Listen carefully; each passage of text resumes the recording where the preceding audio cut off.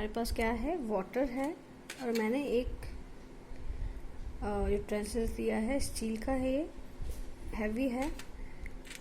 ये नेल एक लिया है, ये कम हैवी है एज़ कम्पेयर टू दिस, है ना। इसका वेट कम है बहुत, इसका वेट ज़्यादा है ना। लेकिन अगर मैं इसको वाटर में डाल रही हूँ, है ना, एक लिक्विड में डाल रही हूँ, तब क्या हो रहा है, ये इसके अंदर इमर्स्ड हो रहा है या डूब रहा है। अगर मैं इसको डालूंगी, देखिए, तो वाटर भी थोड़ा सा आ गया है और ये भी फ्लोट कर रहा है, ठीक है। अगर मैं अब इसको डुबो दूंगी तो ये काफ़ी नीचे चला जाएगा और हमारा जो वाटर लेवल है वो भी बढ़ जाएगा।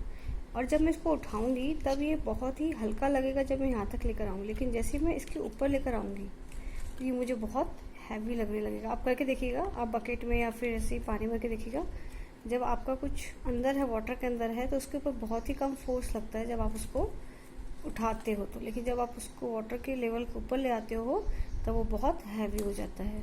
तो इसका क्या रीज़न है वो मैं भी बताऊंगी। ये देखिए, पानी भी आपका जितना उसने वॉल्यूम कवर किया है उतना ही पानी आपका ऊपर आ जाएगा। आप इसको ऐसे दबा भी रहे हो लेकिन ये नीचे नहीं जा रहा। ये वापस देखिए, वापस ऊपर रिपल फोर्स आ रहा है, ये वापस ऊपर आ गया, मैंने इसको नीचे दबाया पर ये ऊपर ही फ्लोट कर रहा है। तो इसके क्या रीजंस हैं वो मैं आपको इस वीडियो में बताऊंगी।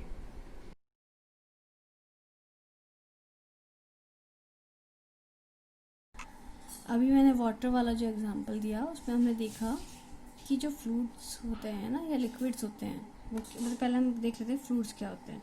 दो substance which can flow easily are called it fluids and all the liquids and gases are fluid. जिसमें हम फ्लो कर सकते हैं उन सबको हम क्या बोलते हैं, फ्लूइड्स बोलते हैं। तो सारे जितने भी लिक्विड्स होते हैं, जितनी भी गैसेज होती हैं, वो सब क्या होती हैं, फ्लूइड्स कहलाते हैं। अ fluid exerts pressure in all direction even upwards. मतलब जो हमारा एयर है या गैस है या कोई भी लिक्विड है, वो अपने किसी भी ऑब्जेक्ट के ऊपर एक प्रेशर एक्सर्ट्स करता है। जैसे हमने इसके पहले जो फोर्स वगैरह के चैप्टर पढ़े थे उसमें मैंने बताया था कि उन्होंने एक स्टोन को फेंका था ऊपर से और एक क्विल को फेंका था। जब क्विल को फेंका तो उसका एरिया ज़्यादा था तो उस पर एयर प्रेशर हर तरफ से लगा, इसलिए वो धीरे धीरे नीचे आया। जबकि स्टोन के ऊपर प्रेशर कम लगा तो वो जल्दी से नीचे आ गया था, ठीक है। तो वो एक रीज़न था। तो अगर हम बात कर रहे हैं तो हम ये बोल रहे हैं कि एयर में भी एक रेजिस्टेंस होता है जो उसका मूवमेंट का अपोज कर रहा था। ऐसे ही यहाँ पर भी हम देख रहे हैं कि कोई भी एयर है या गैस है या लिक्विड है तो वो भी हमारे किसी भी ऑब्जेक्ट पे या बॉडी पे क्या करती है, सभी डायरेक्शन में एक प्रेशर क्रिएट करती है। यहाँ तक कि वो एक अपवर्ड फोर्स भी क्रिएट करती है जिसको हम बोलते हैं अप थ्रस्ट, है ना। तो ये बेसिकली क्या कैसे हो रहा था, अभी हमने देखा कि वाटर में मैंने जब नेल डाला तो वो डूब गया, लेकिन जब मैंने उसको यूटेंसिल जो मेरा था, कटोरी जो थी, वो तैरने लगी, है ना, मेरा बाउल तैर रहा था। तो ऐसा क्यों हुआ, और जब मैंने उस बाउल को नीचे दबाने की कोशिश की तो वो ऊपर की तरफ ही आ रहा था बार बार, है ना, जंप करके ऊपर आ रहा था। तो उसको हम बोलते हैं बुयांसी फोर्स या बुयांसी। तो वो बुयांसी ने क्या बोला था, वो एक वैज्ञानिक थे, उन्होंने ये बोला था कि जब भी हम किसी ऑब्जेक्ट को वाटर में इमर्स करते हैं, या तो फुली करें या हाफ करें, जैसा भी है, तो it appears to lose some weight and feels lighter. तो वो जो है वो अपना कुछ वेट जो है लूज कर देता है, कम कर देता है, और हमें बहुत ही लाइट फील कराता है। जैसे अगर आप एक बकेट को पूरा बकेट को वाटर से भर देंगे और उसमें कोई भी ग्लास या आपका जो मग है वो डालेंगे, और जब आप उसको फुल भर के ऊपर लेंगे, जब तक बाल्टी आपकी भरी हुई है, जब तक, है ना, फुल है, तब तक आपको बहुत अच्छा फील होगा, बहुत लाइट फील होगा। जैसे ही लेकिन बाल्टी के जो पानी के लेवल के सरफेस को ऊपर आप लेकर जाएंगे, वैसे ही वो बहुत हैवी फील करने लगेगा। तो उन्होंने क्या बोला था कि हम उसको जब भी किसी बॉडी को पानी में डुबो देते हैं तो उसका वेट कम लगता है, वो अपने वेट को कम कर लेता है और हमें लाइटर फील होता है। ये इन्होंने एक एक्सपेरिमेंट भी किया था कि इन्होंने एक वाटर जग लिया था, उसमें इन्होंने एक सिलेंड्रिकल आयरन का बॉल लिया था, मतलब बॉल ही, मतलब एक सिलेंडर लिया था आयरन का, काफ़ी हैवी था। तो जब उन्होंने इसको वाटर में थोड़ा सा डाला तो इसका जो वेट दिखा रहा था वो मान लीजिए 110 ग्राम दिखा रहा था, जबकि इसका ओरिजिनल वेट जो बिना स्प्रिंग वाला जो इसने वेट दिखाया था वो था 120 ग्राम, है ना। फिर जब मैंने इसको और अंदर डुबोया, पानी के अंदर और डुबोया, इमर्ज किया तो इसका वेट और कम हो गया, 100 हो गया, 100 ग्राम, है ना। ऐसे जब इन्हें पूरा इसको डुबो दिया तो पानी का लेवल भी थोड़ा सा ऊपर आया, और ऐसे करते करते पानी का लेवल भी ऊपर आया, और ये सिलेंडर जब पूरा अंदर पानी के अंदर चला गया तो ये करीब पे 90 ग्राम दिखाने लगा। तो ये क्या वो बता रहे थे कि जैसे जैसे जितना भी वॉल्यूम मतलब हम 3D की बात कर रहे हैं। वॉल्यूम मतलब आपका कोई भी, जैसे मैंने जो लिया था उसका एक वॉल्यूम था, मैं उसमें कुछ भर सकती हूँ, मतलब 3D की बात कर रहे हैं। कोई बॉक्स है ना, आप भले स्क्वायर का है लेकिन उसमें हम क्या है, जैसे क्यूब की बात करें तो क्यूब भी एक 3D ऑब्जेक्ट है, हम उसमें कुछ भर सकते हैं। जैसे ये वाला टंकी जो है, ये भी जो है ये एक ऑब्जेक्ट है 3D वाला, तो हम इसमें कुछ फिल कर सकते हैं। 2D मतलब आप उसमें कुछ भी फिल नहीं कर सकते। तो ये जो सिलेंड्रिकल शेप का जो ऑब्जेक्ट था ये भी एक वॉल्यूम कैरी कर रहा था, क्योंकि हम इसके अंदर कुछ भी भर सकते हैं, तो थोड़ा हैवी भी था। तो हम उसको जब डुबो रहे थे तो वो पानी ऊपर आ रहा था। आप एक एग्जांपल आप घर में कर सकते हो एक्सपेरिमेंट। आप एक ग्लास लेना जिसमें कांच का ग्लास हो, उसमें आप एक छोटा सा ग्लास कहीं से अगर आपको मिल जाए, ग्लास ना हो तो कोई आयरन की बॉल अगर हो आपके पास, आप उसको डिप करके देखिएगा तो जो पानी होगा वो ऊपर की तरफ आएगा, और आपका जो ऑब्जेक्ट है ना, कोई आप रॉड जैसा जो भी आपको मिल जाए उसको देखिएगा तो आपको बहुत हल्का फील करेगा जब वो पानी के अंदर होगा। या आप उसका वेट भी, अगर आपके पास स्प्रिंग कांस्टेंट है तो आप उसको देख सकते हैं, है ना।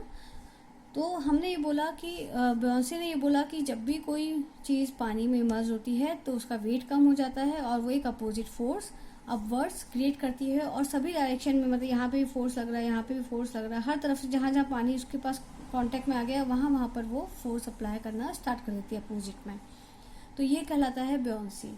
अब बियोंसी फोर्स क्या होता है, तो जो अपवर्ड फोर्स एक्ट हो रहा है उस ऑब्जेक्ट के ऊपर, इमर्ज्ड वॉल जो हमने पानी में डाला है, लिक्विड में, कोई भी लिक्विड हो सकता है, तो वो क्या कहलाता है, जो अपवर्ड फोर्स लगाता है। जैसे ये मेरी बकेट है, इसमें मेरा कोई मग रखा हुआ है, उसके ऊपर एक पानी जो है वो अपवर्ड फोर्स लगा रहा है, तो हम इस वाले अपवर्ड फोर्स को क्या बोलते हैं, बियोंसी फोर्स बोलते हैं, या हम इसको अप थ्रस्ट बोल सकते हैं, क्योंकि ये परपेंडिकुलर लग रहा है, और इसको हम थ्रस्ट बोल सकते हैं। जो फोर्स परपेंडिकुलर लगता है उसको थ्रस्ट बोलते हैं, और ये अप लग रहा है इसलिए हम इसे अप थ्रस्ट भी बोल सकते हैं।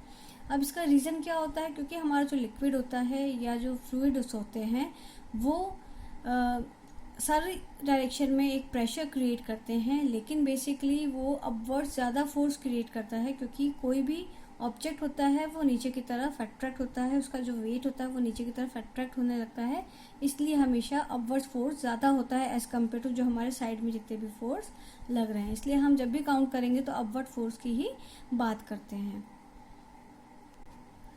Now the factors affecting buoyancy force, इसको बियॉन्ड फोर्स भी बोलते हैं। तो volume of an object immersed in the liquid, कि उस ऑब्जेक्ट का वॉल्यूम कितना है उसके ऊपर डिपेंड करता है कि हमारा फोर्स कितना लगेगा। जैसे मैंने एक नेल डाला था, मतलब वो कील जैसा जो था वो पानी में डूब गया था, जबकि उसका वेट बहुत कम था, है ना। आप क्या बोलते हो, जो जिसका वेट ज़्यादा होता है वो डूब जाता है, और जिसका वेट कम होता है वो फ्लोट करता है। लेकिन यहाँ पर जब मैंने जो अपना यूटेंसिल लिया था उसका वेट ज़्यादा था as compare to that nail, लेकिन वो नहीं डूबा, मेरा जो यूटेंसिल है वो नहीं डूबा, बाउल नहीं डूबा। क्यों? क्योंकि वो it is carrying some volume. Volume मतलब उसमें कोई कैपेसिटी थी कि हम उसको कुछ फिल कर सकते हैं, इसलिए वो ऊपर फ्लोट कर रहा था। लेकिन जो आपका नेल था उसमें कोई वॉल्यूम नहीं था, वो एक ऐसा पतला सा नेल था, तो वो उसमें पानी में ड्रोन कर गया। तो ये जो मेन होता है वॉल्यूम के ऊपर डिपेंड करता है। वॉल्यूम का मतलब है 3D की बात करें जिसमें हम कुछ भी फिल कर सकते हैं। 2D में हम इसमें, जैसे मैं नेल में कुछ भी फिल नहीं कर सकती, है ना, जबकि उस कटोरी में उतनी ही वेट की अगर मैंने कटोरी ली है तो उसमें मैं पानी, कुछ भी लिक्विड, गैस, कुछ भी, मतलब उसमें आपको फिल कर सकते हैं। तो वो वॉल्यूम के ऊपर डिपेंड करता है। नेक्स्ट है डेंसिटी ऑफ द लिक्विड। अब हमारी जो लिक्विड्स होते हैं वो अलग अलग होते हैं। जैसे आप मिल्क ले लें, उसकी डेंसिटी अलग होगी। सी वाटर की डेंसिटी बहुत ज़्यादा हाई होती है, नॉर्मल वाटर की डेंसिटी थोड़ी कम होती है। तो इसके ऊपर डिपेंड करता है कि आपकी जो वाटर की डेंसिटी है या जो लिक्विड आपने लिया उसकी डेंसिटी जो है वो क्या है।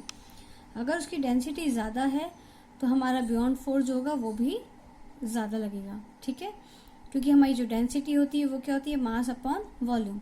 वॉल्यूम मतलब कितना एरिया या कितना वो एरिया दे रहा है उसको फिल करने के लिए, कितना वॉल्यूम वो कवर कर रहा है, कितना पानी वो भर सकता है। तो वो जितना ज़्यादा होगा उतना कम डेंसिटी होगा, है ना। तो ये दोनों एक दूसरे के अपोजिट होते हैं।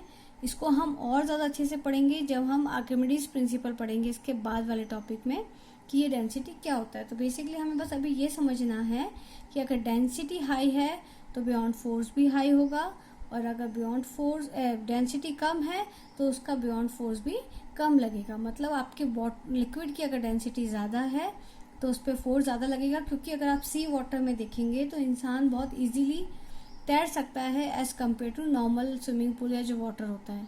क्यों? क्योंकि जो आपका सी वाटर होता है उसकी डेंसिटी बहुत हाई होती है, इसलिए वो अपवर्ड फोर्स जो होता है ना, अपवर्ड थ्रस्ट जो होता है वो बहुत ज़्यादा लगाता है, मतलब बियॉन्ड फोर्स बहुत ज़्यादा अप्लाई करता है, तो इंसान जो है पानी के ऊपर बहुत आसानी से तैर लेता है। तो ये इसके रीज़न थे। इसके बाद वाले में हम बताएंगे आर्किमिडीज प्रिंसिपल। Thank you.